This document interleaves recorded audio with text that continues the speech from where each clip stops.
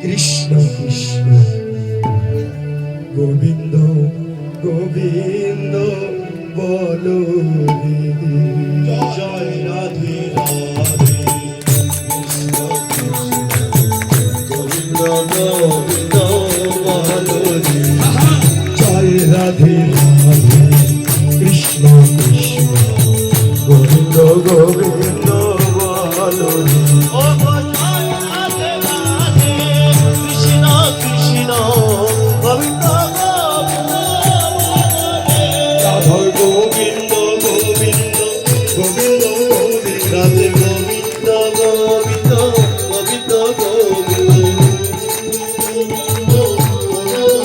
রাধে গোবিন্দ গোবিন্দ গোবিন্দ গোবিন্দ একবারে গোবিন্দ বলে সবাই ডাকো রাধে রাধে কৃষ্ণ কৃষ্ণ গোবিন্দ রাধে রাধে কৃষ্ণ কৃষ্ণ সাগরে মন ভবের আশা অজপা নামে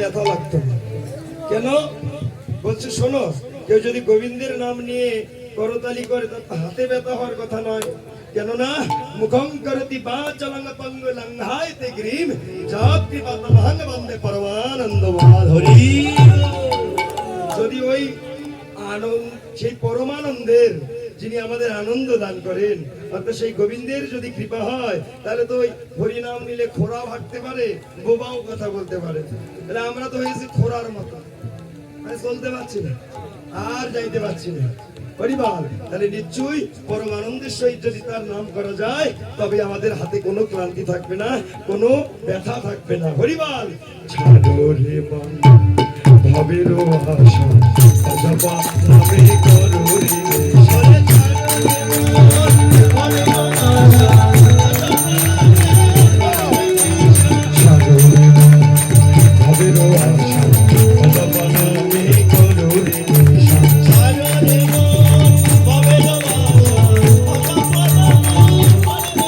রাধা গোবিন্দের নাম কি বদলে লইলে গোবিন্দের নাম কি বদলে লইলে রাধা গোবিন্দের নাম কি বদলে লইলে গোবিন্দের নাম কি বদলে লইলে একবার নয়ন নীরে সবাই আসরে জয় রাধে রাধে কৃষ্ণ কৃষ্ণ গোবিন্দ গোবিন্দ বলো রে জয় রাধে রাধে কৃষ্ণ কৃষ্ণ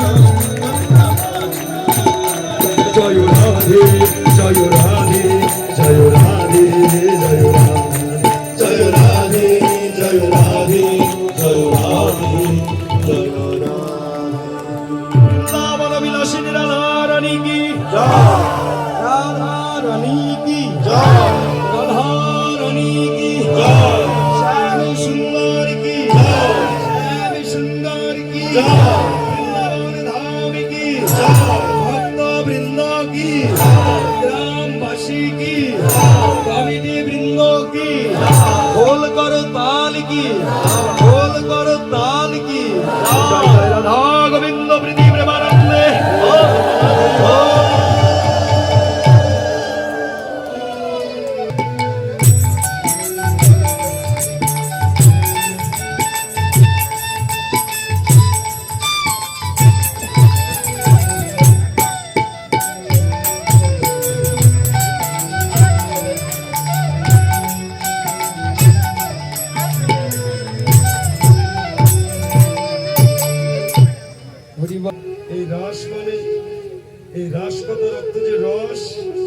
এ হলো সেই আনারস যারা ভগবানকে পাবার জন্য আকুল হয়ে নয়নের জলে কেঁদেছিল, যারা ভগবানের রাস দর্শনের জন্য দুটি নয়নের জলে কেঁদেছিল, সেই আকুল হয়ে কাদা রসে হলো আজকের এই রাস।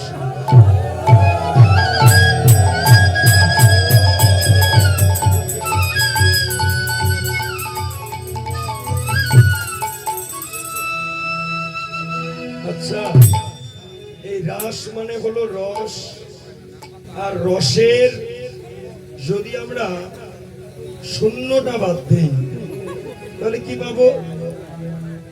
রসের শূন্য বাদ দিলে হবে বস। এই বস আবার কি?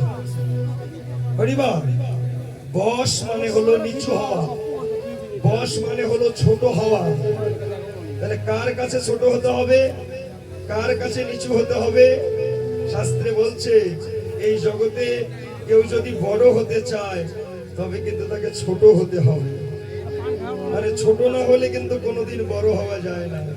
অর্থাৎ কেউ যদি তার দেহ মন প্রাণ জীবন ও যৌবন সমস্ত কিছু যদি আমার গোবিন্দের শ্রী চরণে যদি অর্পণ করে দেয়, কেউ যদি ভগবানের কাছে ছোট হয়ে যায়, তবে একদিন না একদিন সে গোবিন্দের শ্রীপাদ পদ্ম লাভ করবে।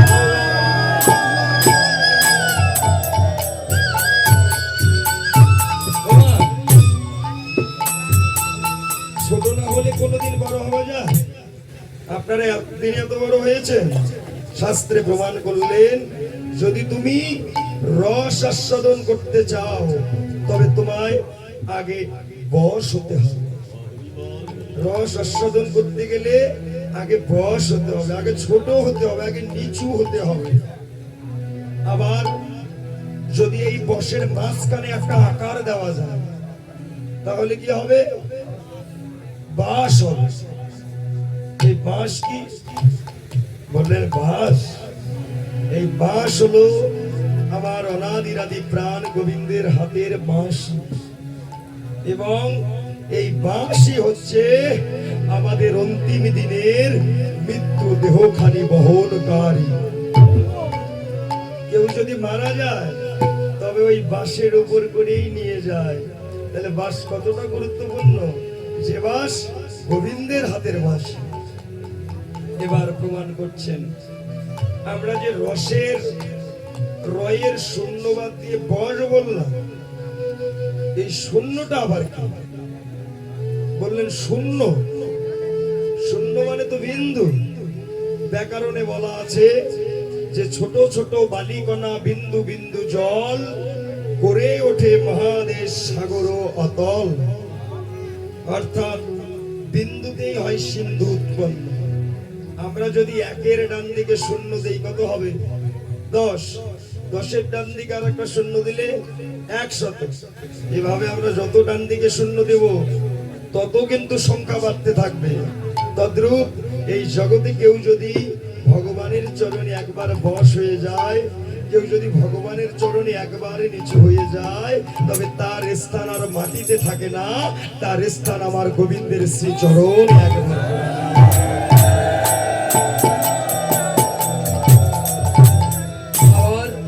আর কি বলছে দেখুন, এই বশের মাঝখানে আকার দেওয়া হলো, বাঁশ বলছে। এখন কথাটা হলো এই আকারটা কি? খুব গুরুত্বপূর্ণ আলোচনা। আকার শাস্ত্রে বলছেন যে আমরা কিন্তু সবাই নিরাকার ঈশ্বরের উপাসনা করি। কার? নিরাকার ঈশ্বরের। আচ্ছা মা, আমরা তো জানি ভগবান নিরাকার, আমরা জানি ভগবান নিরাকার, তার কোনো আকার নেই। এখানে শাস্ত্রে বলছেন যে যদিও আমরা নিরাকার ব্রহ্মের উপাসনা করি, কিন্তু আমাদের পূজন ভজন, আমাদের ভজন সাধন সমস্ত কিছু আকারেই হয়। সবকিছু আকারে হয়। এই আকারটা কি? আকারটা হচ্ছে যেমন রাধা গোবিন্দের বিগ্রহ, এই আকারটা হচ্ছে যেমন তুলসীর গাছ, এই আকারটা হচ্ছে যেমন মন্দির। আমরা কিন্তু নিরাকার ঈশ্বরের উপাসনা করি, কিন্তু আমরা পূজন ভজন কিন্তু আকারে করি। ফাঁকা জায়গায় গিয়ে ভক্তি দেই না, মন্দিরের সামনে দিই। এই মন্দিরটা আকার ধারণ করে আছে, ওখানে ভক্তি দিচ্ছি। তুলসীর গাছের গোড়ায় তো ভক্তি দেই নাকি? তাহলে আমরা কি নিরাকার ভাবে উপাসনা করছি না আকার ভাবে? শাস্ত্রে প্রমাণটা দেখুন, বলছে আমরা নিরাকার ঈশ্বরের উপাসনা করি, কিন্তু এটা আকারটা দেওয়া হলো। এই আমাদের পূজন ভজন এসব আকারে নির্ভর করে। যেমন তুলসী, এই যে সামনে যদি রাধা গোবিন্দের বিগ্রহ না থাকতো, আপনারা কি সবাই এখানে ভক্তি করতেন? না। তার মানে কি আমাদের পূজন ভজন সবকিছু আকারেই নির্ভর করে। তাই তো আজ এই মধুময় মধুর বৃন্দাবনে শাস্ত্রে লিপিবদ্ধ করছে, ওরে আমার ভগবানের এমন রাস লীলা যে দর্শন, এই যে সবার পক্ষে সম্ভব নয়, তবে কাদের পক্ষে? এবার পদের ভাষায় লিপিবদ্ধ করছেন। শরণ চন্দ